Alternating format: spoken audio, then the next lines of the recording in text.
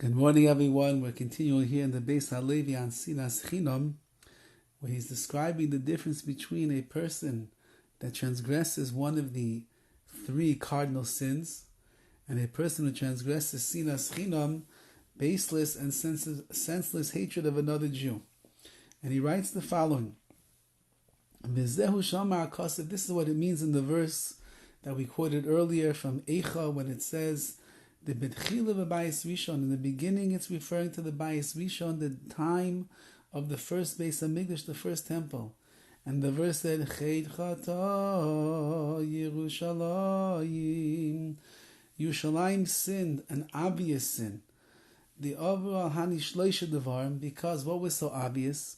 In the times of the first Beis Hamikdash, they transgressed the three major cardinal sins, which once again is avodah zarah, idol worship, and agila rayas, illicit relations, and shvichas dam, and murder.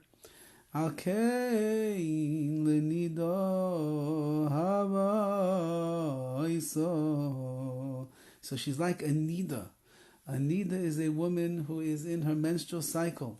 And the Beis HaLevi is going to go on a dissertation over here to explain what the parable is. There's a difference between a woman that is in the status of a nida and one that is in the status of a zava, as we shall see. The nida tarasa tali bayomim. When it comes to a woman that's in nida, which means that she got her menstrual cycle, how does she become tahara? How does she become pure?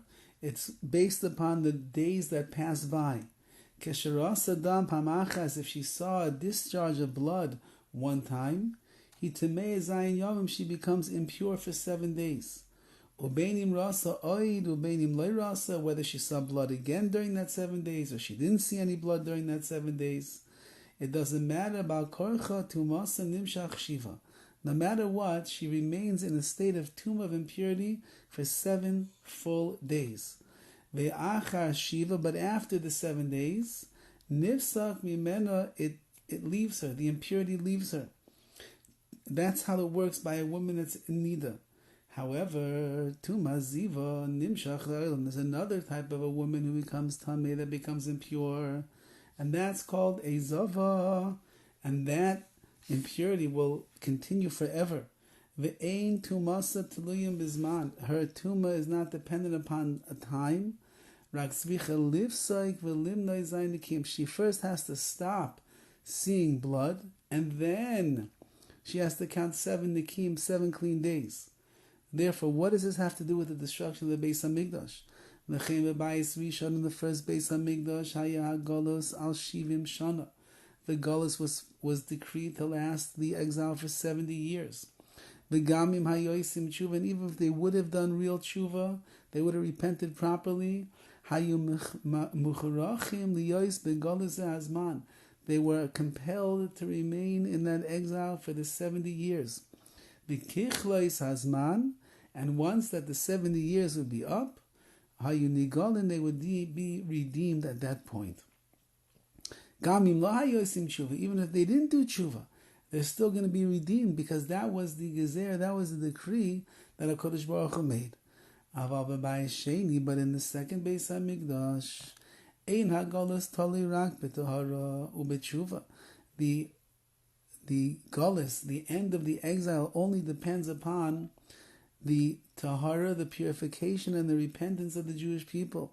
V'mayu oisim tshuva, and if we would do tshuva, hayu nigolim, we would be redeemed. B'kevan shelo yasu tshuva, but since we have not yet repented, harehu nimshach zezman kama, therefore this time of our exile continues to extend itself even longer. V'hadavar taloya rak b'tshuva, and the only way in which the gullus, the exile, the second Beis Hamikdash is going to be fixed and is going to be pushed away, and we're going to be redeemed and brought to Yerushalayim, and Mashiach will come, and the third Beis Hamikdash will be rebuilt. The only way it's going to come is if we are doing tshuva in the right and the proper way. So the first one, not even dependent on tshuva. Yeah, that, as we'll see, that's like the woman who's in nida.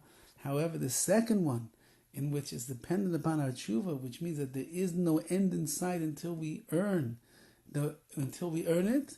So that is like the woman that is the Zava. That is the woman who has a discharge, and she has this level of impurity that continues to go on and on and on until the discharge stops, and then afterwards she can count 7 days, and then she'll go to the mikveh, and then she'll be pure. As long as the Jewish people have not yet rectified the sin of Sinas Chinam, that means that we are still traveling in time as Tameim, as impure, and we need to do something that will help us and our nation stop the impurity so that we can see the beauty of Kedusha and Tahara of purity, and in that way we'll go to the mikveh, and once we go to the mikveh, we'll have the ultimate purity, and we'll be zeichet to be able to be in Yerushalayim HaKodesh b'meira v'yameinu. I know it's a little bit confusing, the difference over here and why he's going into the halachic status of a nida and a zava. Keep it in mind because we're going to speak about it a little bit more tomorrow as well. Have a wonderful day.